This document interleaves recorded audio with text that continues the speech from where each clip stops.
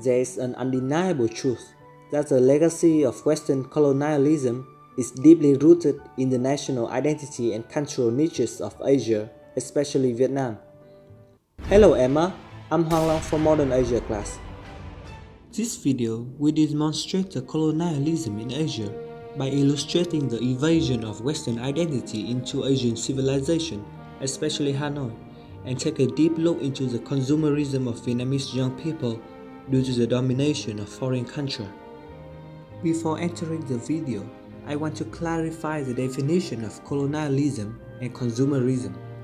Colonialism is a form of cultural exploitation where colonized are used to supply resources for colonizers, while consumerism is a desire towards goods and services increment, and that a person is satisfied by obtaining personal materials and properties. The French colonial period in Vietnam officially started when France moved into Vietnam in 1858, capturing Saigon in 1859. Using the South as a military base, the French invaded West and North, completing the conquest of Indochina in 1907. 38 years later, after the Second World War, France wanted to retain their colony from the Japanese. However, the Vietnamese rejected the French rule, and they obtained their independence at the Geneva Conference after a glorious victory against the French at Dien Bien Phu. The same went to other countries such as Malaysia and India when they consecutively claimed independence from the Great Britain. Asian people's response to colonialism was both collaboration and nationalism. To discuss in the context of modernity, economic, cultural, and political tendency emerged within the concept of both modernization and tradition. New national identities were shaped. They are based on the traditional cultural symbols and Western systems. Apparently, Western colonialism has a long-lasting accomplishment and repercussions, which resulted in consumerism nowadays. Founded in 1010 by King Li Taitou and stretching from Red River all the way to Tolic River, Hanoi has always been known as one of the most ancient yet charming cities in the world. It is true that Hanoi had to go through years of firebombing from the early 20th century to 1954, but after the Dien Bien Phu victory, the French retreated from Vietnam without making Hanoi a second Paris as a desire, and left out the most quintessential features of Western culture. Now, let's take a look at the French legacy in Hanoi. The Saint Joseph Cathedral, or known as the Big Church in Vietnam, was erected in 1886 by the French after demolishing Bảo Thiên Pagoda. The design resemblance of Saint Joseph Cathedral and Notre Dame of Paris is prominent and sensational. Although it has suffered 30 years of suppression by the communists, today it is one of the most iconic church and tourist destinations of Hanoi. Built for decades since 1901, Hanoi Opera House is a tremendous wonder located in the French Quarter. Resembling the neoclassical design of Palais Garnier in Paris, it was a place to glorify outstanding performances by Western artists. It is because of the historical, architecture, and artistic aspect that made Hanoi Opera House such a vital component to the capital. In 1902, Long Biên Bridge was inaugurated alongside with Hanoi Railway Station. Both of them had been used by France to exploit the colony, then being utilized by Viet Minh to fight against the erectors and Americans later on. They are the true living witnesses of colonialism in Vietnam.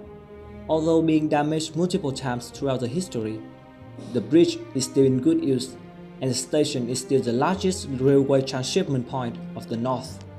To reflect on Asia's identity in general, Malaysia and India both possess many distinctive and remarkable colonial architecture erected by the British, which still remain today.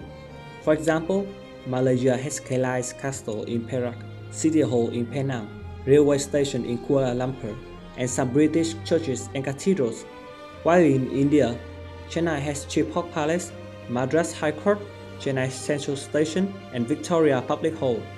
Mumbai has the infamous Taj Mahal Palace Hotel. Calcutta has Mysore Palace and the Victoria Memorial. Lastly, Amritsar has Khalsa College. Another measure that significantly influenced the cultural identity of Asia is consumerism.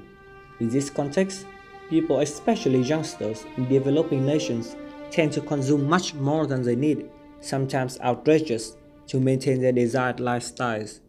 Hanoi and many other big Asian cities used to be seen as old with traditional values, but nowadays, foreign culture on Hanoians' life is dominant due to two crucial aspects: the tendency to follow social trends and an enormous amount of goods and services imported from Western countries. Currently, Vietnamese youth spend quite heavily on fashion and entertainment. They care more about fashion and trends.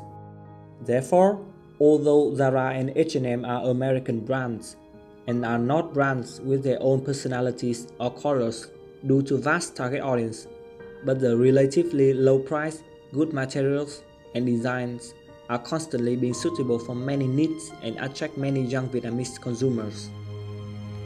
Coffee, a signature and infamous drink of Vietnamese since French colonialism, shares no differences. Myriad coffee and milk tea shops sprout up like crazy, along with the collectivism and fastidiousness of consumers. The market competition becomes even more fierce. Globally famous, unique design, and slightly above average price, Starbucks is a perfect choice for youngsters to prove the self-esteem among the community. It seems to totally outclass street and classic coffee. Surprisingly, Starbucks in other Asia countries is much more prevalent. While Vietnam has only 38 Starbucks stores since the beginning, the number of those in Thailand is 330, Indonesia is 320, and Malaysia is 190. Certainly, the rise of consuming class not only severe in Vietnam, but the whole Asia in general. Last but not least, to sum up, the paramount development of Asia cultural identity is what I learned from the Modern Asia class.